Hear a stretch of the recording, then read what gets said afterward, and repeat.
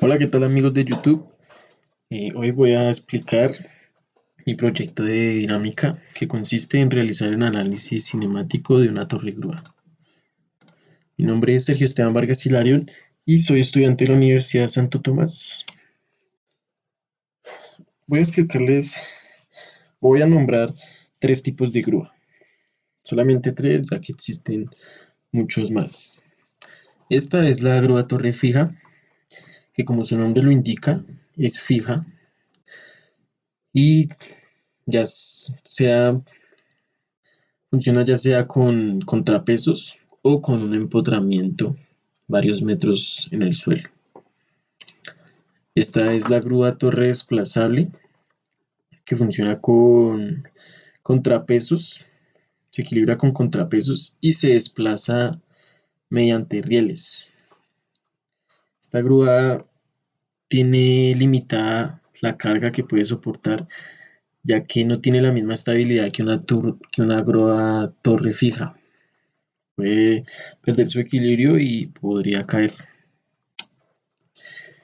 Esta es la grúa torre desmontable, que es práctica para usos sencillos que no requieran de tanta fuerza. Es desmontable, es prácticamente desarmable y no es recomendable para usos como construcción o donde se requiera mucha fuerza. La grúa que yo escogí es la grúa torre fija, ya que es una de mis preferidas y en lo que la voy a utilizar no necesito desplazamiento. Esta grúa tiene una pluma en la cual en esta pluma tiene un carro que se desplaza linealmente a través de ella.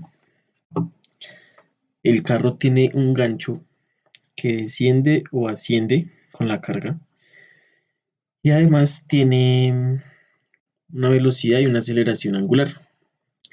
Aquí podemos ver las partes que componen la grúa y los movimientos que la componen, que, que actúan en ella. Un contratista me solicita que le traslade un sistema de aire acondicionado al techo de su edificio en un punto determinado. El sistema de aire acondicionado se encuentra en este punto C, el cual tengo acá sus coordenadas, y quiere que se lo traslade al punto B en estas coordenadas. Tengo el punto fijo de mi grúa torre acá en A y tengo estas condiciones iniciales. Tengo este ángulo, el carro de la grúa está a 25 metros del punto A y mi grúa es más alta que todos los apartamentos o casas que están cerca. Por lo tanto, para realizar este traslado necesito 6 movimientos. El primero es mover la pluma de ese punto en el que está al punto C, donde está la carga. El segundo movimiento es mover el carro del punto en el que está al punto C. Necesito que se aproxime al punto C. El tercero es recoger la carga y ascender, ir subiendo la carga. El cuarto es mover la pluma del punto C al punto B, que es donde el cliente quiere que descargue el sistema de aire acondicionado. El quinto punto, el quinto movimiento, perdón, es el de mover el carro que se aproxime y quede prácticamente encima del punto B, para así aplicar el sexto movimiento que es descender la carga. Para ahorrar tiempo se pueden realizar varios movimientos a la vez. Por ejemplo, el primero, que mientras se mueve la pluma, el carro se va aproximando al punto de carga. El tercero, que asciende la carga y después de determinado tiempo se puede empezar a mover la grúa, que garantiza que al pasar sí, por el punto por encima del edificio, la carga ya va a estar arriba de los 10 metros. Y el quinto, que es ir moviendo el carro aproximándose al punto B y finalizando con el sexto. Tengo estas magnitudes establecidas, tengo la altura del edificio de mi cliente, que es de 10 metros, y tengo las magnitudes de mi grúa. Por cuestiones de seguridad, no voy a realizar ningún movimiento en conjunto, no voy a realizar, voy a hacer los movimientos por separado para evitar daños y prevenir algunos problemas. Bueno, lo primero que debo hacer es saber el tiempo que tarda mi grúa estando acá en estas condiciones iniciales, cuánto tiempo tarda en llegar a este punto de acá. Debo tener en claro que, que mi grúa va a tener un tiempo, va a requerir un tiempo en el que alcance sus magnitudes máximas. Y tener en claro que ese tiempo va a ser el mismo para que pueda frenar. Entonces, este resultado lo concluí de que si la aceleración es igual a la variación de la velocidad angular con respecto al tiempo, y si tengo las magnitudes máximas, puedo despejar el tiempo de esa ecuación y concluir que el tiempo es igual a la velocidad angular máxima sobre la aceleración angular máxima. Eso para saber el tiempo que se requiere para, para que la, para que la pluma llegue a llegue a estas condiciones. Entonces, recordar que es el mismo tiempo para que frene la pluma.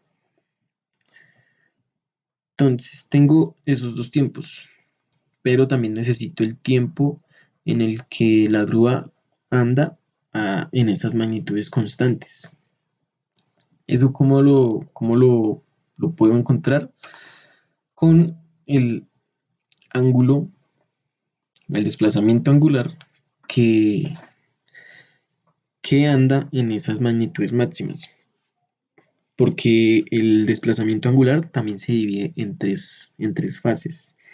El desplazamiento que necesita para llegar a sus magnitudes máximas, el desplazamiento en el que anda en esas magnitudes máximas y el desplazamiento en el que frena, el que necesita para frenar. Entonces, tengo este ángulo que es el ángulo total y lo puedo hallar sumando este ángulo con este ángulo y este ángulo lo puedo hallar por triángulos. Entonces me queda que el desplazamiento angular total es 78,7 grados. Entonces, bueno, dejo ese ahí y ahorita lo utilizo. Ahora, tengo, tengo que hallar el desplazamiento que necesita para alcanzar sus magnitudes máximas. Entonces, sabemos que la velocidad angular es igual a la variación del desplazamiento angular sobre el tiempo. Entonces de ahí puedo despejar ese desplazamiento angular, el cual usando el tiempo que, que tarda en, en moverse, en llegar a sus magnitudes máximas, puedo hallar el desplazamiento angular en el que llega a su magnitud máxima. Por lo tanto, el, el desplazamiento en el que anda a magnitudes constantes va a ser el desplazamiento angular total, que es este, pero en radianes, menos los dos desplazamientos que es el de, que es el de llegar a las magnitudes máximas, menos el de frenado. Entonces me va a quedar un ángulo de 0,95 radianes, que es el que recorre en magnitudes constantes.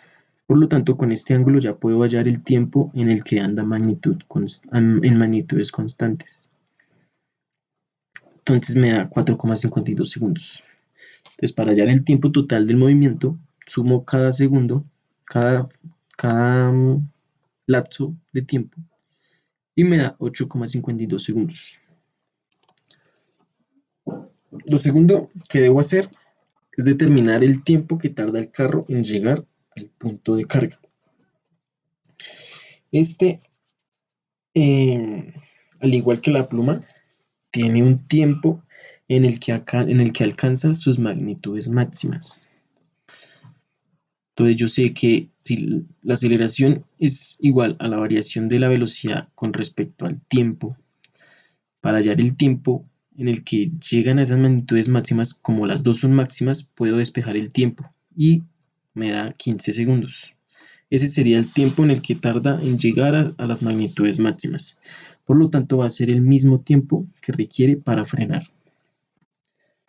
Entonces, para hallar el tiempo que pasa en magnitudes constantes y máximas, necesito la distancia máxima, la distancia que recorre en magnitudes máximas.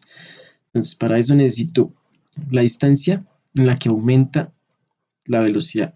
La distancia, sí, la distancia que anda para llegar a sus magnitudes máximas.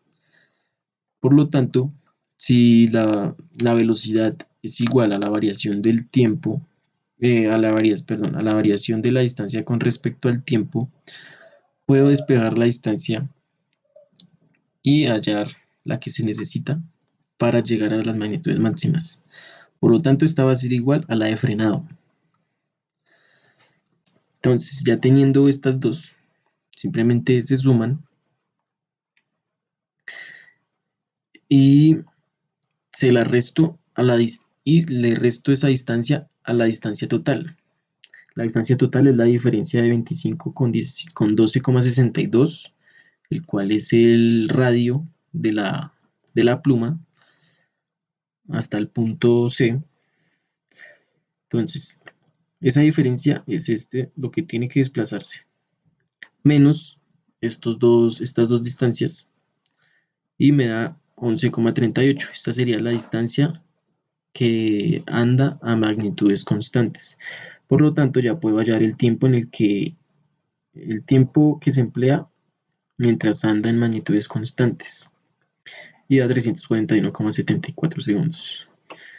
Por lo tanto, el tiempo total va a ser la suma de cada segmento de tiempo, que es 15 más 15 más 341,74 y da 371,74 segundos el movimiento. Por seguridad, acá nos damos cuenta que el punto C,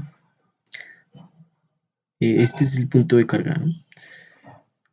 Si yo dejo este punto, si lo dejo ahí y aplico el movimiento, porque el punto B está por acá, necesito llevar la carga allá.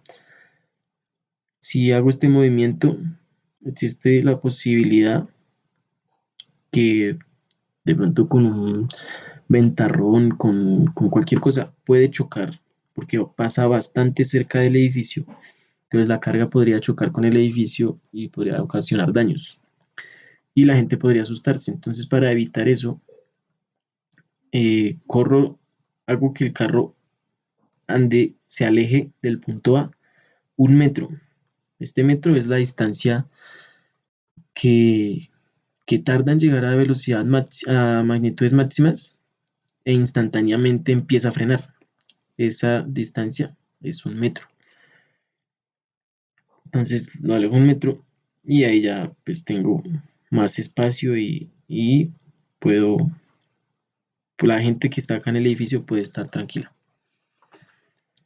Esto lo hice con el fin de saber este, esta trayectoria del radio. Ya este radio ya no es de 12,62 sino de 13,62. Esta trayectoria la hice con el fin de saber en qué punto pasa por encima del edificio. Eso con el fin de saber qué distancia hay acá. Me da una distancia de 15,25, que es Como allí las coordenadas, estas coordenadas, allí lo que se desplaza, estando en ese punto, lo que se desplaza en X y en y lo que se desplaza en X es menos 0,55 y en Y es menos 0,88 hacia abajo. Entonces las coordenadas que dan son las siguientes. Pues teniendo esas coordenadas puedo hallar esta distancia. Esta distancia, bueno, esto se hace con el fin de saber cuánto tiempo pasa por encima, cuánto tiempo pasa para que la grúa pase por encima del primer punto del edificio. Entonces, bueno, acá y el ángulo me da un ángulo de 1,1 radian y hago todo el procedimiento y me da que para que pase por encima del edificio pasan 5,25 segundos. Esto lo hice con el fin de poder juntar dos movimientos que al ascender la carga, después de que esté a cierta altura, yo pueda empezar a mover la grúa sin problema y la carga ya esté, cuando llegue a ese punto del edificio, la carga ya esté a más de 10 metros de altura. Así para cortar tiempo. Entonces, pues, para que la carga esté a, a más de 10 metros de altura, se requiere un tiempo de 2,85.28 segundos. Sin embargo, como en el techo pueden haber tubos, pueden haber alguna que otra cosa, eh, se va a elevar 12 metros por cuestiones de seguridad y prevenir daños en el sistema de aire acondicionado. Para que esa carga llegue a los 12 metros, va a necesitar un tiempo de 360 segundos. Esto lo hice con el fin de juntar esos movimientos, pero como voy a evitar problemas y, o sea, para evitar eso voy a realizar cada movimiento por aparte. Entonces, esto lo tendré en cuenta en caso de que tenga que hacer este proceso con más rapidez. Ahora sí, necesito el tiempo que necesita la grúa en trasladarse del punto C al punto B como tal. Entonces, yo sé que del punto C con respecto a del punto B, perdón, con respecto a una vertical hay 77,3 grados. Y más respecto a esta vertical respecto a esta vertical al punto C hay 33,7.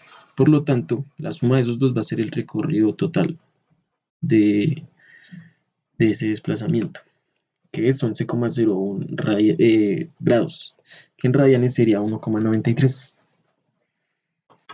Entonces, el tiempo que tarda esta grúa de acá, de estar acá en llegar acá, pues se divide en tres lapsos de tiempo, que como les nombré anteriormente, la grúa tarda 2 segundos en llegar a sus magnitudes máximas y 2 segundos en frenar.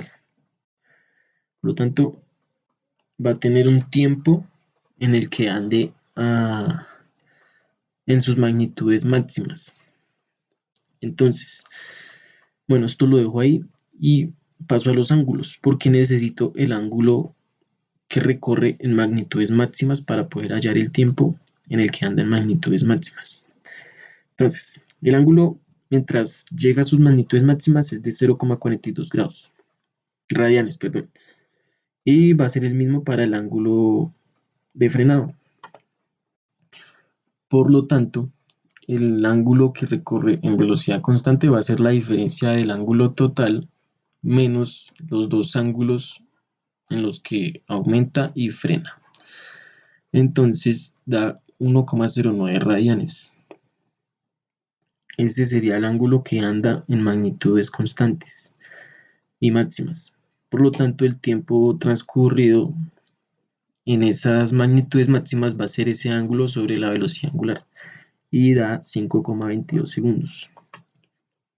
Entonces, el tiempo total del movimiento va a ser la suma de cada tiempo. El tiempo mientras llega a las magnitudes constantes, el tiempo mientras frena y el tiempo en el que anda en esas magnitudes. Eso va a ser igual a 9,22 segundos. Tiempo del carro para trasladarse desde 13,62 metros a 20,5 metros. Entonces el carro tarda 15 segundos en llegar a sus magnitudes máximas, por lo tanto va a ser el mismo tiempo para que pueda frenar. Entonces necesito la distancia que anda en sus magnitudes máximas para saber el tiempo en el que anda en esas magnitudes. Entonces yo sé que la distancia que necesita para llegar a la velocidad máxima es de 0,5 metros y la que necesita para frenar es 0,5 metros. Entonces la diferencia de la distancia que tiene que andar, que va a ser la diferencia de estos dos, de 13,62 a 20,65, son 6,88 metros. Entonces la diferencia de esa distancia menos estas dos va a ser la distancia que anda en magnitudes máximas. Entonces ya teniendo esta distancia puedo tener el tiempo en la que anda en esas magnitudes máximas. Y es 176,477 segundos. Entonces el tiempo total del movimiento va a ser los dos tiempos